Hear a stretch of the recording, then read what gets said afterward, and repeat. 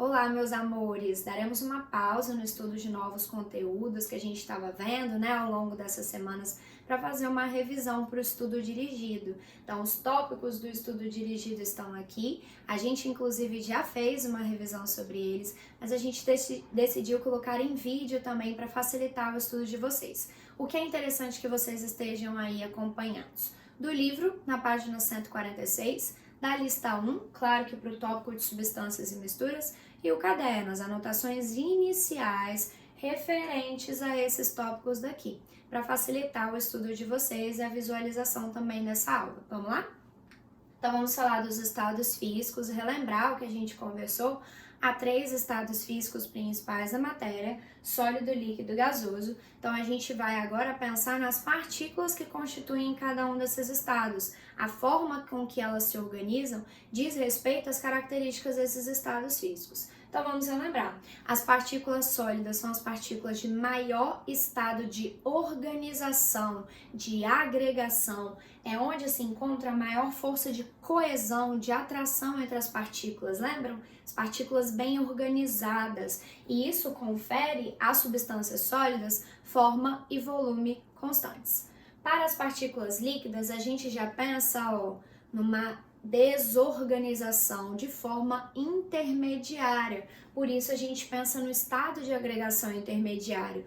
É por isso que as partículas líquidas, para aquelas então as substâncias que são constituídas as partículas, elas vão apresentar forma variável. O que é isso? Então, se a gente faz a transferência de um líquido de um recipiente para o outro, a cada transferência o líquido assume a forma desse recipiente. Tipo, transferir água de uma garrafa para um copo, vai assumindo a forma desses recipientes. Mas o volume é constante. Se a transferência é feita de forma correta e completa, o volume permanecerá o mesmo.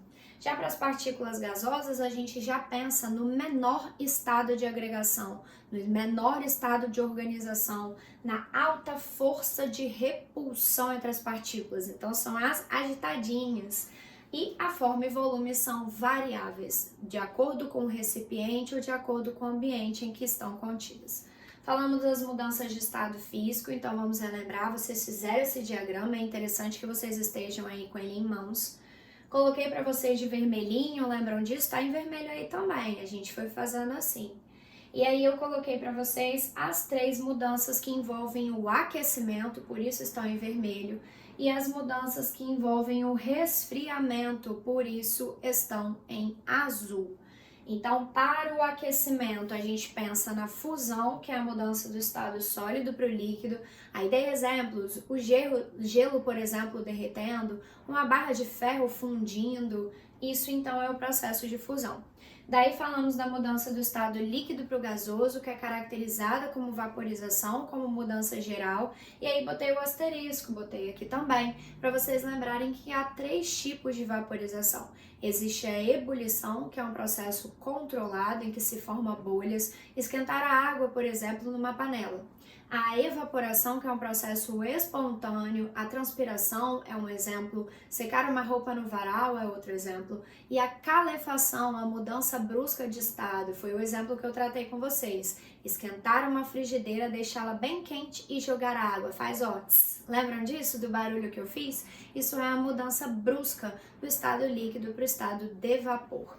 E tratamos também da sublimação, que é a mudança direta do estado sólido para o estado gasoso, para o estado de vapor, que algumas substâncias têm como característica. O iodo, a naftalina e o gelo seco são 3 substâncias que, quando se eleva a uma certa temperatura, elas mudam direto para o estado de vapor, sem passar pelo líquido. Mudanças contrárias, então, implicam processos de resfriamento. Então, gasoso para o líquido é o processo de condensação e liquefação. É o espelho embaçado, o vidro embaçado, a lente do óculos, por exemplo. Quando esquenta alguma coisa com a panela, na panela e a tampada, e aí a gente tira a tampa e aquelas gotículas são formadas. O que ocorre no condensador, nos processos de destilação, lembram dele? Tudo processo de condensação e liquefação. Já para a mudança líquido para o estado sólido, é a solidificação, fazer gelo, fazer sorvete, fazer picolé, tudo isso é mudança do estado líquido para o sólido, e a ressublimação, ou sublimação reversa, ou simplesmente sublimação, que é a mudança direta do gasoso para o sólido. O iodo é um exemplo, ele passa por esse processo. Mas aí a gente veio com conceitos químicos, pensando então nas partículas que constituem essa substância e o que ocorre com elas quando ocorre a mudança de estado.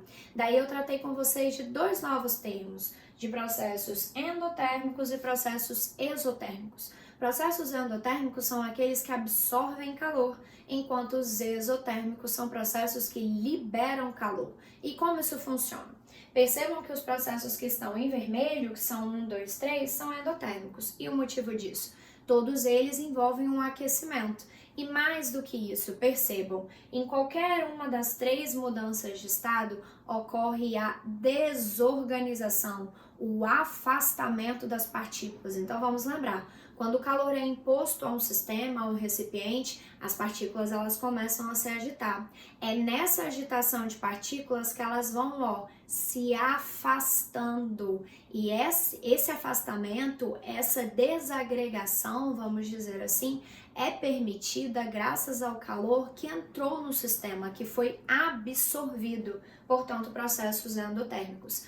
Já os processos exotérmicos, se vocês observarem essas três mudanças, as mudanças que estão em azul, percebam que em todos eles a reorganização, reaproximação, as partículas se agregando novamente. Então vamos pensar, se o calor promove justamente agitar para afastar, se é aqui então nesses três processos que as partículas pretendem se reaproximar, o calor atrapalha esse processo, então ele precisa ser eliminado, ele precisa ser liberado, por isso são exotérmicos.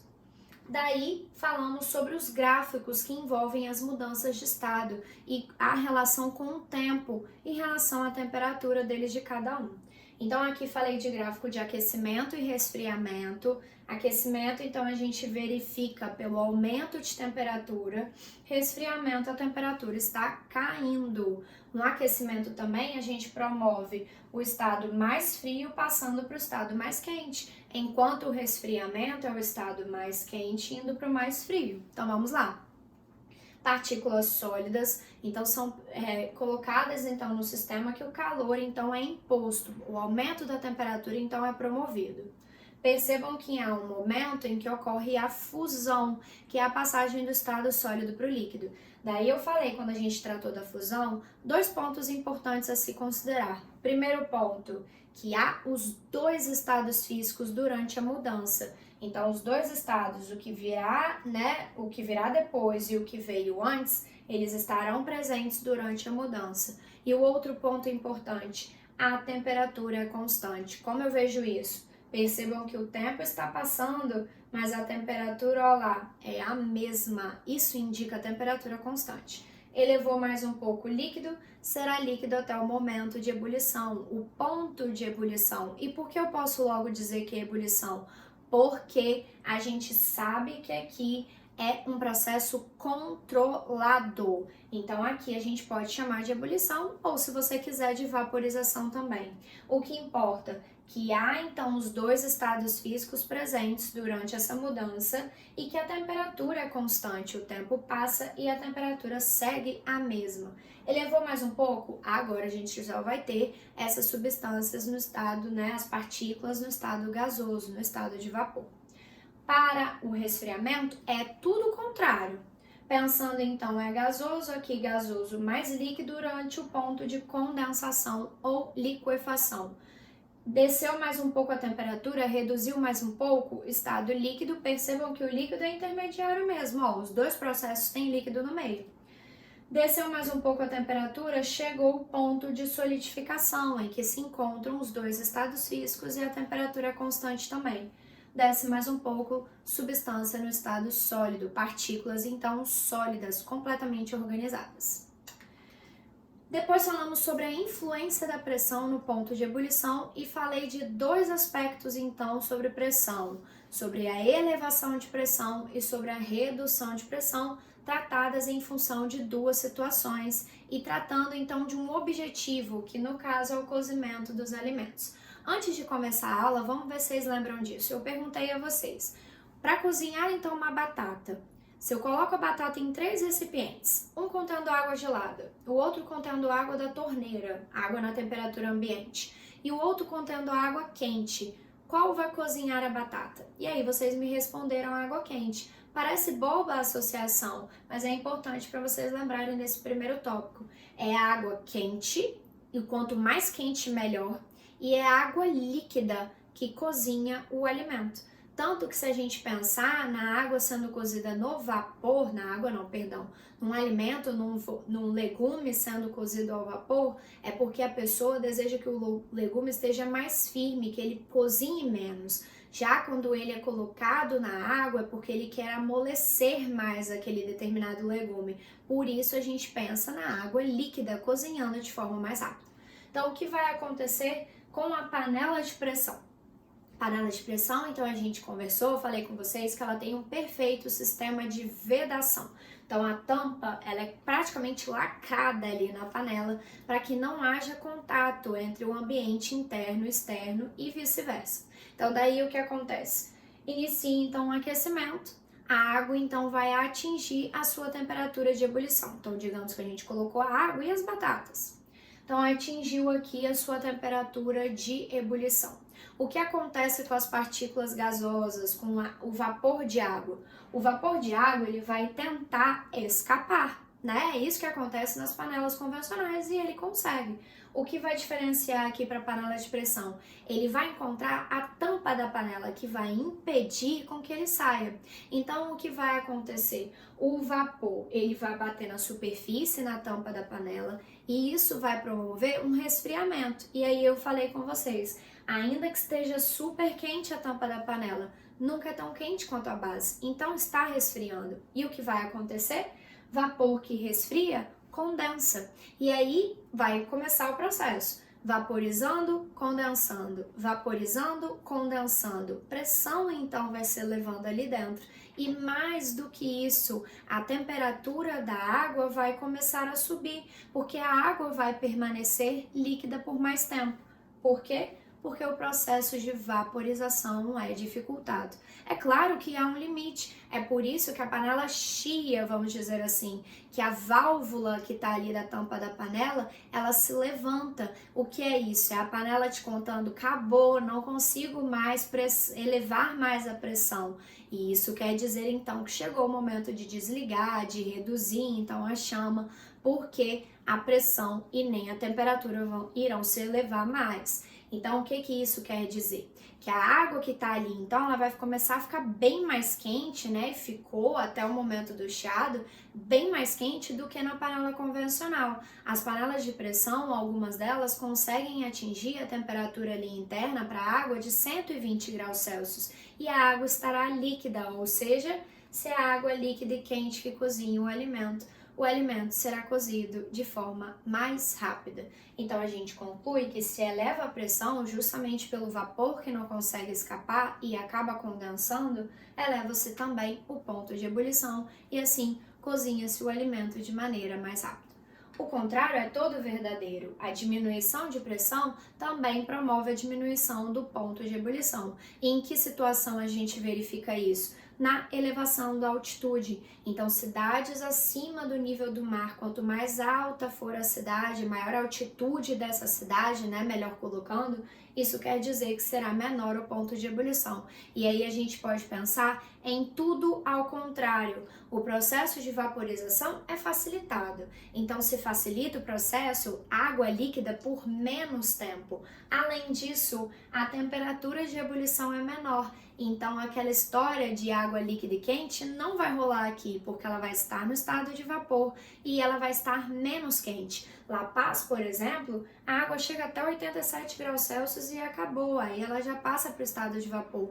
Então, demora muito mais para cozinhar um alimento lá em La Paz do que aqui em Vitória, que é uma cidade a nível do mar.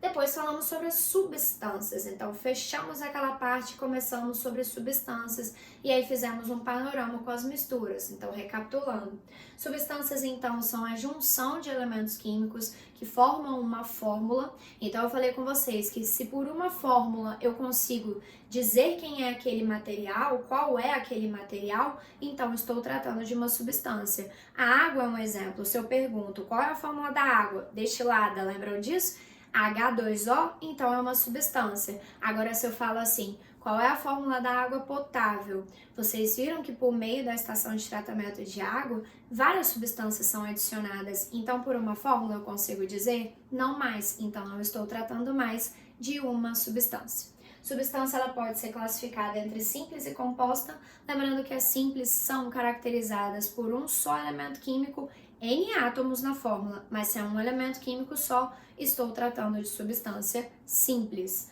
Então, olha, gás hidrogênio, gás oxigênio, gás ozônio, o gás cloro e as substâncias metálicas que a gente conversou, que você não precisa ficar decorando essas fórmulas, mas essas aqui são importantes. Então, relembrem aí as fórmulas que foram colocadas a vocês, que estão aqui também.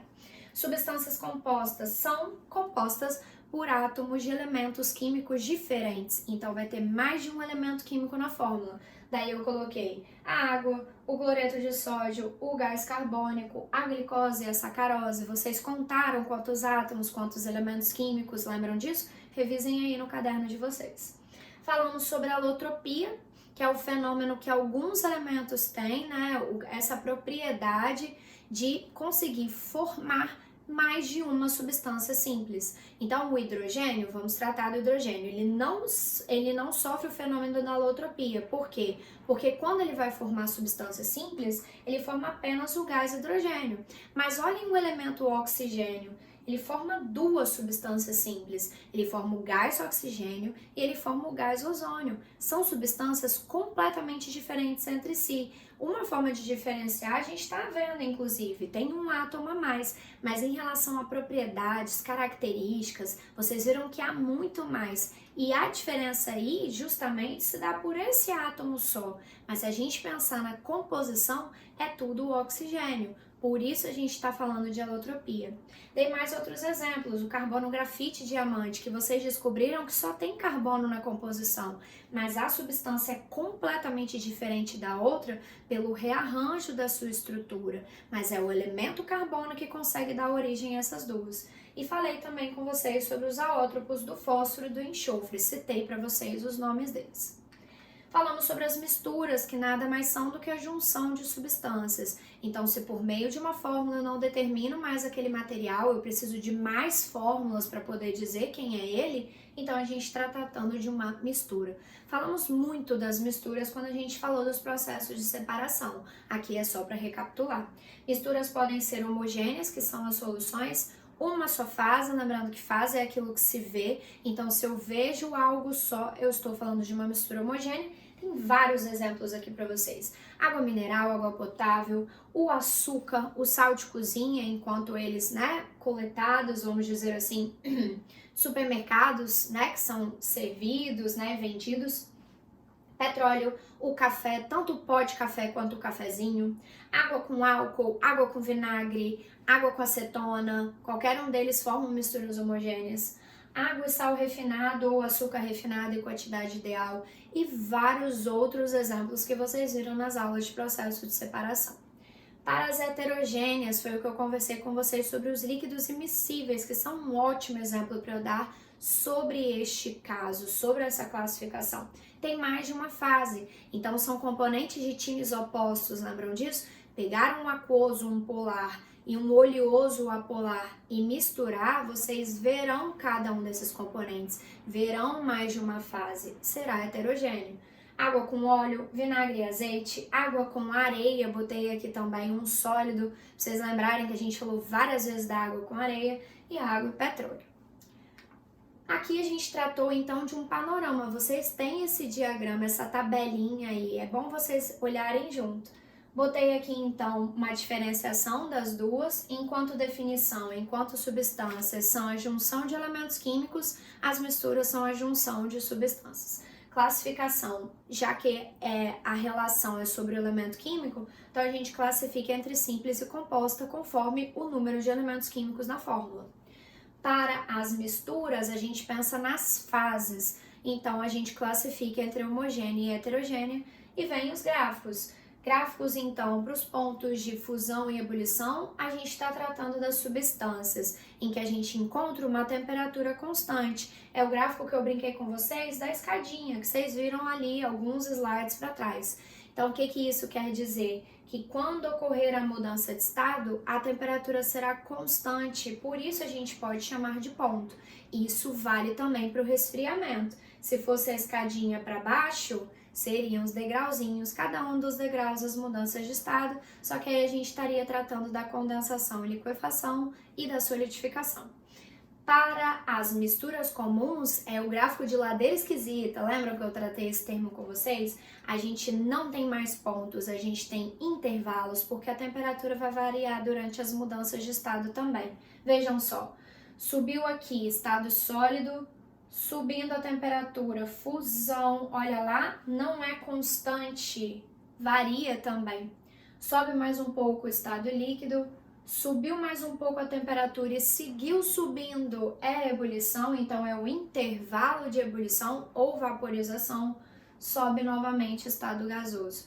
E se fosse resfriamento?